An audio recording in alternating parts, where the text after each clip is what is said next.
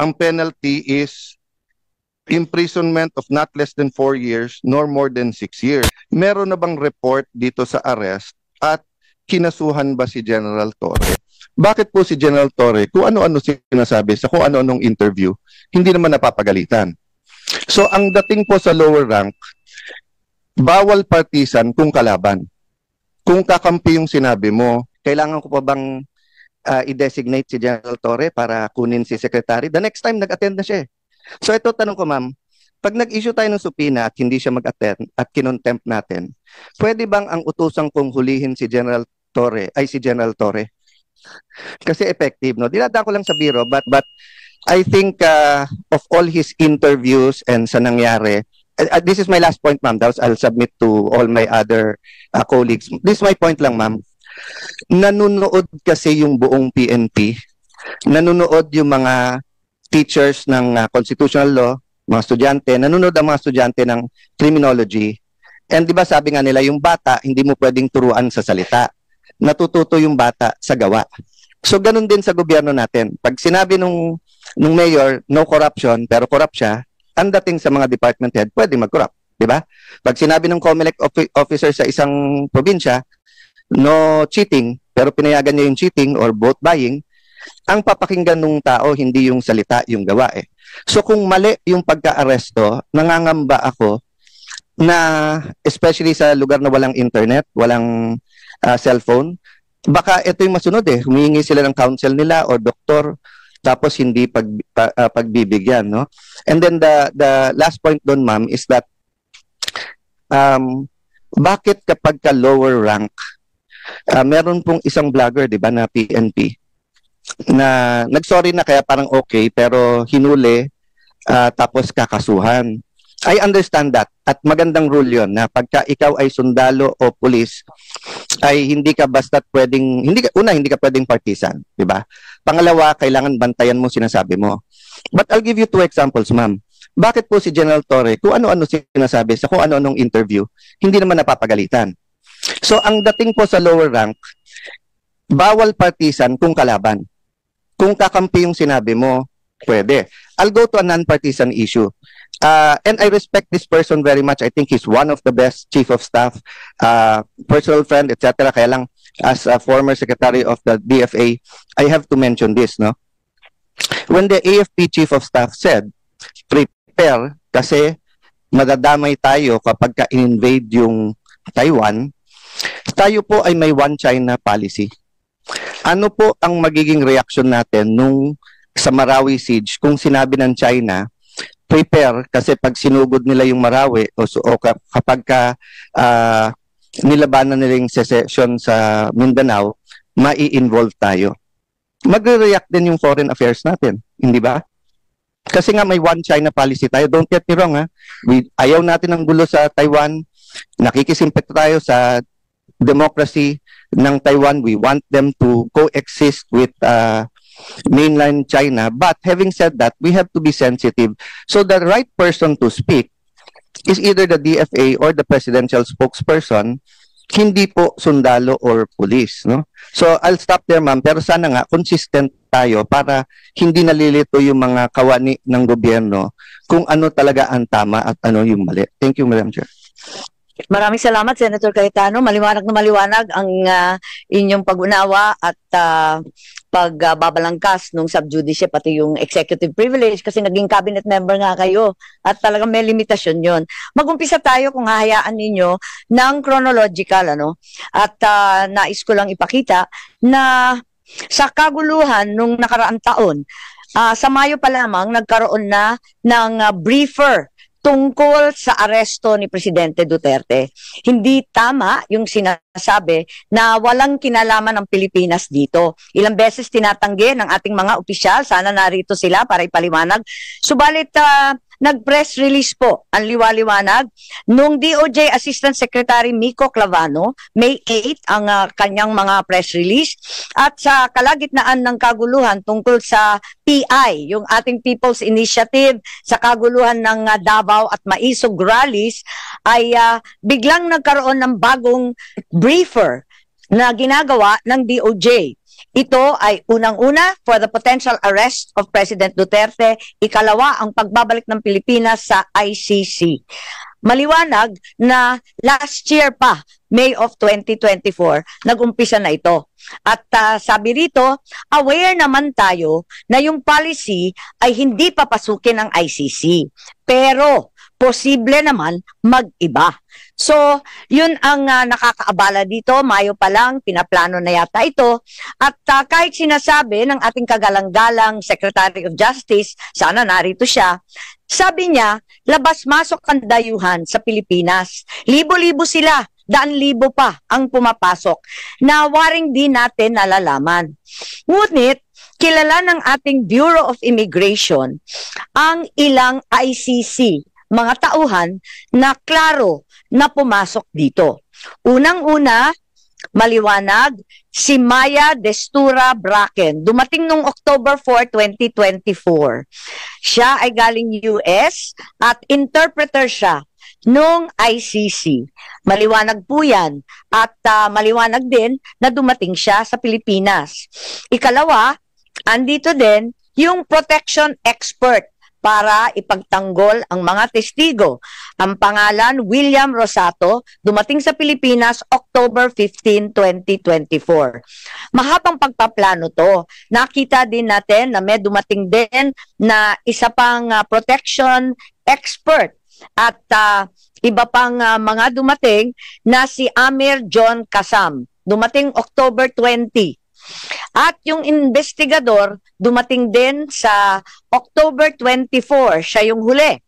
Ang huling ICC na nasa record ko, October 24, Glenn Roderick Thomas Cala.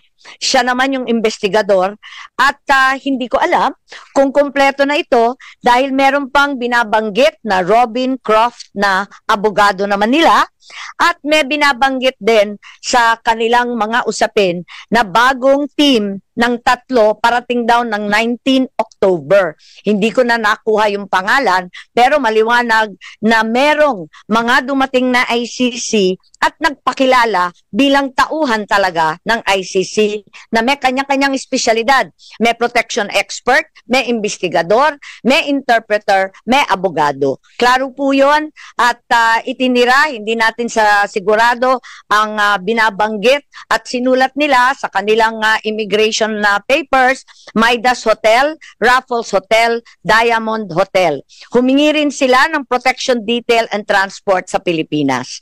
So, maliwanag na ang Pilipinas ay tumulong at talagang nagpakita ng partisipasyon.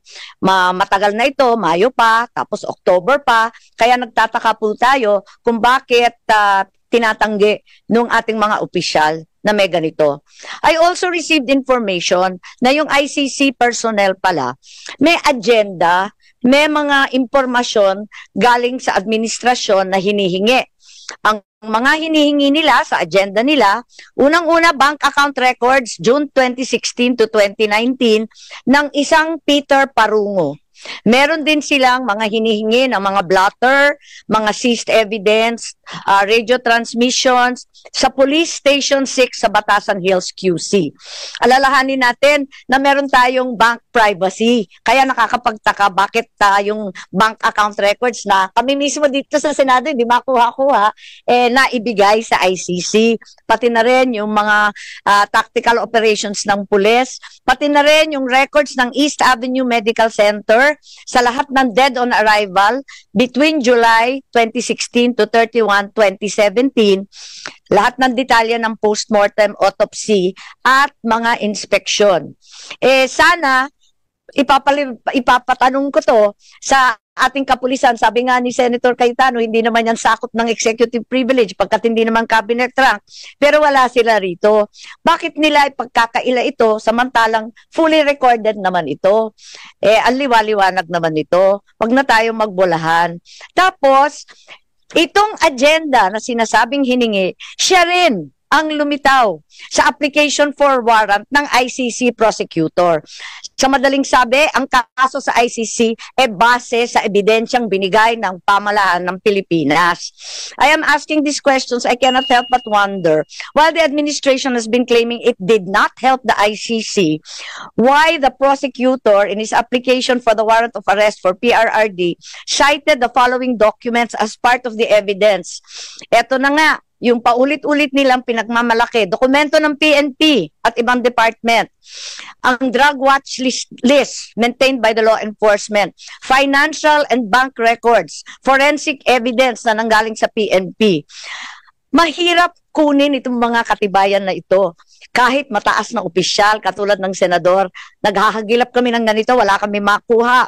Paano nakuha ng ICC prosecutor kung sa mga salita at deklarasyon ng ating administrasyon ang sinabi, it will not lift a finger to help the ICC. Bakit? Verbatim. Lahat ng hiningi nila, nakarecord sa agenda, yan din ang lumitaw na katibayan para sa warrant of arrest. Even if we were to assume that there were members of the PNP who helped the ICC prosecutor in an unofficial capacity, why were these not detected by our intelligence officers? I find it very hard to believe. Malaki po ang budget sa intelligence. Tignan po natin. Ang NSC, sana nandito si Secretary Anyo. Limpak-limpak na salapi ang ginagastos ng Pilipinas sa OP, NSC, DND, AFP.